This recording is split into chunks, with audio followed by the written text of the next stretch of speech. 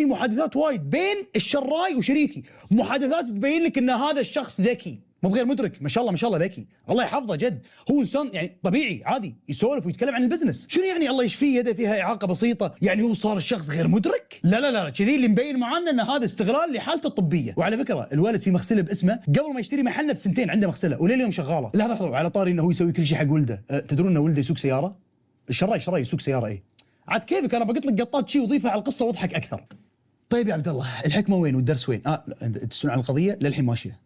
القضيه لين اليوم ماشيه، فدعواتكم ان صاحب الحق يرجع حقه، بس لا تدعي باسمي تكفى، ادعي للجميع، ترى القصص هذه في كل مكان، يا رب اصحاب الحق يرجعون حقوقهم. زين الدرس المستفاد وين؟ في كم من غلطه، مع انه شوف كنت اقول لك ماشيين مع محاميين وماشيين بالورقه كل شيء يعني مركزين، احنا ما عندنا الاخطاء، اصلا ما في خطا، بس بعد ما صارت القصه اقول لك في اخطاء والله ما هي ما تسمى اخطاء، بس في انك وشو تدير بالك زياده. باختصار الاحتياط واجب، يعني مثلا كان المفروض ناخذ عربون من الولد يوم عطانا الشيك والشيك تاريخه متاخر، ان على الاقل ناخذ عربون نحس بجديته، كان المفروض نسال عن الاب، يعني اي واحد بيشتري محلك وخصوصا طبعا اذا اعطاك شيك تاريخه متاخر لا اسال عنه وعن اللي حوله، شوف الوضع شلون، ترى المبلغ مو بسيط، بس احنا والله يعني ما ادري اقول ما نلام، يا جماعه عمره 27 سنه ما شاء الله عليه، يمشي ويسوق ويسولف عن البزنس، وطبعا الدرس الاساسي اللي احنا اساسا كنا ماشيين فيه، كل خطوه سوها مع محامي. يمكن انتم ما تعودتوا علي اسولف شيء في اليوتيوب وفجاه داش لكم موضوع حار، لا والله يعني الموضوع صراحه طلع علي والقضيه اصلا صار لها كم من سنه، فانا حسيت انه اوكي خلها الفيديو الاول، خلها اسولف منها درس